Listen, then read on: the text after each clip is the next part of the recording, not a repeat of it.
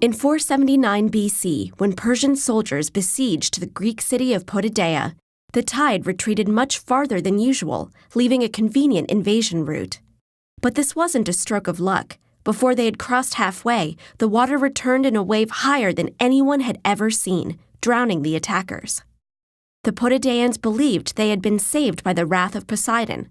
But what really saved them was likely the same phenomenon that has destroyed countless others, a tsunami. Although tsunamis are commonly known as tidal waves, they're actually unrelated to the tidal activity caused by the gravitational forces of the sun and moon. In many ways, tsunamis are just larger versions of regular waves. They have a trough and a crest, and consist not of moving water, but the movement of energy through water. The difference is in where this energy comes from. For normal ocean waves, it comes from wind. Because this only affects the surface, the waves are limited in size and speed.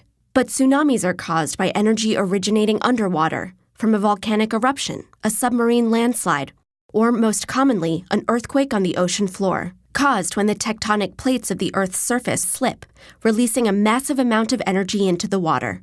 This energy travels up to the surface, displacing water and raising it above the normal sea level.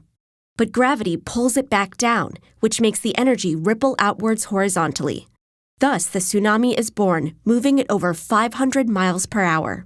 When it's far from shore, a tsunami can be barely detectable, since it moves through the entire depth of the water. But when it reaches shallow water, something called wave shoaling occurs.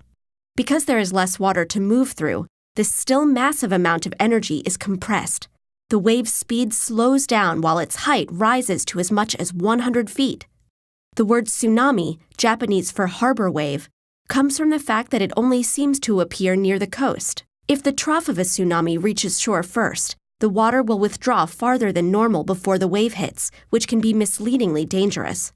A tsunami will not only drown people near the coast, but level buildings and trees for a mile inland or more, especially in low-lying areas. As if that weren't enough, the water then retreats, dragging with it the newly created debris and anything or anyone unfortunate enough to be caught in its path. The 2004 Indian Ocean tsunami was one of the deadliest natural disasters in history, killing over 200,000 people throughout South Asia. So how can we protect ourselves against this destructive force of nature? People in some areas have attempted to stop tsunamis with seawalls, floodgates, and channels to divert the water. But these are not always effective. In 2011, a tsunami surpassed the flood wall protecting Japan's Fukushima power plant, causing a nuclear disaster in addition to claiming over 18,000 lives.